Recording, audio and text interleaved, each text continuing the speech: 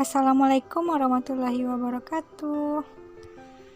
Perkenalkan, nama saya Hafizah Ma'ruf, NIM 1814080063. Saya berasal dari jurusan Tadris IPA Fisika, Fakultas Tarbiyah dan Keguruan. Dosen pengampu Ibu Dr. Milya Sari, SPD MSI. Mata kuliah Biofisika. Saya berasal dari Universitas Islam Negeri Imam Bonjol Padang.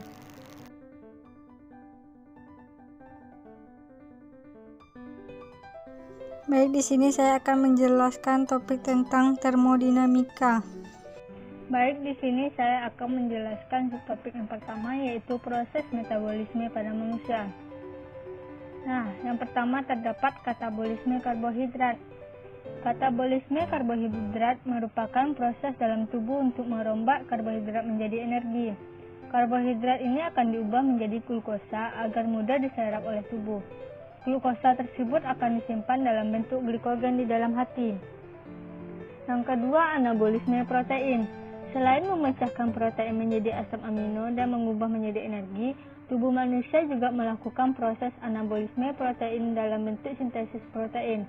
Reaksi ini dilakukan oleh ribosom. Sintesis protein termasuk ke dalam ekspresi gen. Selanjutnya, katabolisme protein.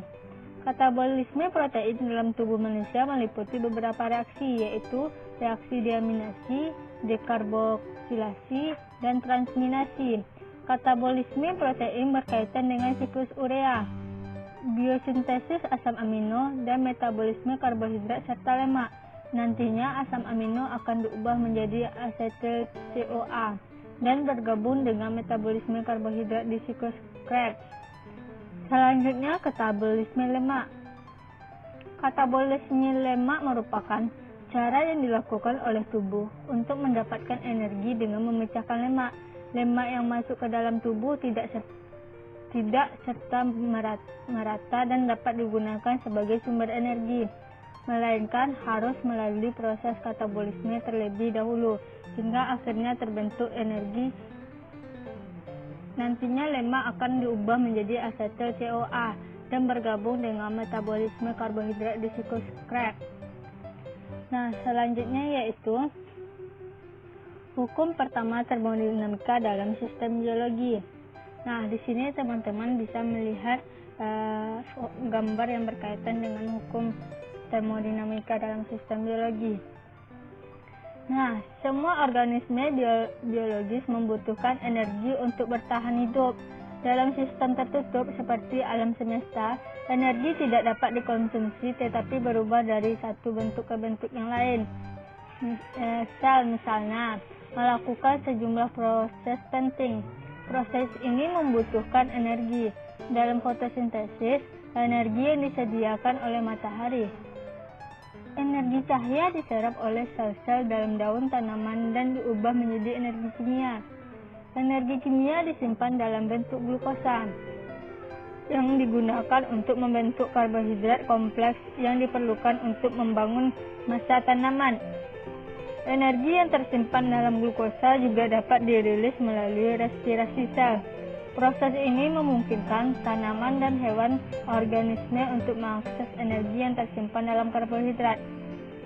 Selanjutnya, lipid dan makromolekul lainnya melalui produksi ATP. Energi ini diperlukan untuk melakukan fungsi sel seperti replikasi DNA, mitosis, meiosis, gerakan sel, endositosis, eksositosis, dan apoptosis. Nah, selanjutnya yang ketiga yaitu hukum kedua termodinamika dalam sistem biologi. Seperti proses biologi lainnya, transfer energi tidak 100% efisien. Dalam fotosintesis misalnya, tidak semua energi cahaya diserap oleh tanaman. Beberapa energi tercermin dan beberapa hilang sebagai panas. Hilangnya energi untuk hasil lingkungan sekitarnya peningkatan gangguan atau entropi, tidak seperti tanaman dan organisme fotosintesis lain. Hewan tidak dapat menghasilkan energi langsung dari sinar matahari. Mereka harus mengkonsumsi tanaman atau organisme hewan lain untuk energi. Semakin tinggi sebuah organisme pada rantai makanan, energi kurang tersedia yang diterima dari sumber makanan. Banyak dari energi ini hilang selama proses metabolisme yang dilakukan oleh produsen dan konsumen untuk yang dimakan. Oleh karena itu, jauh lebih sedikit energi yang tersedia untuk organisme di tingkat trofik yang lebih tinggi, atau tingkat trofik adalah kelompok yang membantu ahli ekologi memahami peran tertentu dari semua makhluk hidup dan ekosistem. Semakin rendah energi yang tersedia, kurang jumlah organisme dapat didukung. Ini adalah mengapa ada lebih produsen dari konsumen dalam suatu ekosistem. Selanjutnya yaitu energi bebas Gibbs. Dalam termodinamika, energi bebas Gibbs juga dikenal sebagai entalpi bebas. Untuk membedakan dari energi bebas adalah suatu potensial termodinamika yang dapat digunakan untuk menghitung kerja reversibel maksimum yang dapat dilakukan oleh sistem termodinamika pada suhu dan tekanan konstan, atau isotermal atau isobarik. Sama seperti dalam mekanika, di mana penurunan energi potensial didefinisikan sebagai kerja maksimum yang dapat dilakukan. Potensial yang berada juga memiliki arti yang berbeda. Penurunan energi bebas Gibbs adalah jumlah maksimum pekerjaan ekspansi yang dapat diekstraksi dari sistem termodinamika tertutup. Maksimum tersebut dapat dicapai hanya dalam proses yang sepenuhnya reversibel. Ketika sebuah sistem berubah secara reversibel dari keadaan awal ke keadaan akhir, penurunan energi bebas Gibbs sama dengan kerja yang dilakukan oleh sistem ke lingkungannya, dikurangi dengan kerja dari gaya tekanan. Nah, selanjutnya yaitu termogulasi. Termogulasi adalah suatu pengaturan fisiologis tubuh manusia mengenai keseimbangan produksi panas dan kehilangan panas sehingga suhu tubuh dapat dipertahankan secara konstan. Keseimbangan suhu tubuh diregulasi oleh mekanisme fisiologi dan perilaku. Nah, selanjutnya yaitu termogulasi pada hewan. Termogulasi adalah kemampuan yang dimiliki oleh hewan untuk mempertahankan panas tubuhnya. Pengaturan suhu tubuh atau termoregulasi.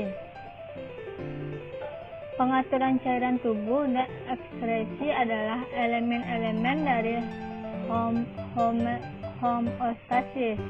Dalam termoregulasi dikenal adanya hewan berdarah dingin dan hewan berdarah panas. Namun, ahli-ahli biologi lebih suka menggunakan istilah eksoteren dan endoteren yang berhubungan dengan sumber panas utamanya tubuh hewan. Hewan eksoteren adalah hewan yang sangat bergantung pada suhu di lingkungan luarnya untuk meningkatkan suhu tubuhnya. Karena panas yang dihasilkan dari keseluruhan sistem metabolismenya hanya sedikit, contoh ikan dan amfibia. Sedangkan hewan endoteren adalah hewan yang suhu tubuhnya berasal dari produksi panas di dalam tubuh, yang merupakan hasil samping dari metabolisme jaringan, contohnya apes dan mamalia. Nah, selanjutnya termogulasi pada hewan. Aliran energi merupakan rangkaian urutan pemindahan bentuk energi satu ke bentuk energi yang lain, dimulai dari sinar matahari, lalu ke produsen, ke konsumen primer, selanjutnya ke konsumen tingkat tinggi, sampai ke subproba. Nah, di sini teman-teman dapat melihat bentuk alirannya berdasarkan gambar yang sudah diberikan di samping teks ini. Nah, aliran energi juga dapat diartikan perpindahan energi dari satu tingkat trofik ke tingkat berikutnya. Pada proses perpindahan selalu terjadi pengurangan jumlah energi setiap melalui tingkat trofik makanan-makanan. Energi dapat berubah menjadi bentuk lain, seperti energi kimia, energi mekanik, energi listrik, dan energi panas. Perubahan bentuk energi menjadi bentuk lain ini dinamakan transformasi energi. Mungkin hanya itu yang dapat saya sampaikan. Apabila ada kesalahan mohon dimaafkan. Wassalamualaikum warahmatullahi wabarakatuh.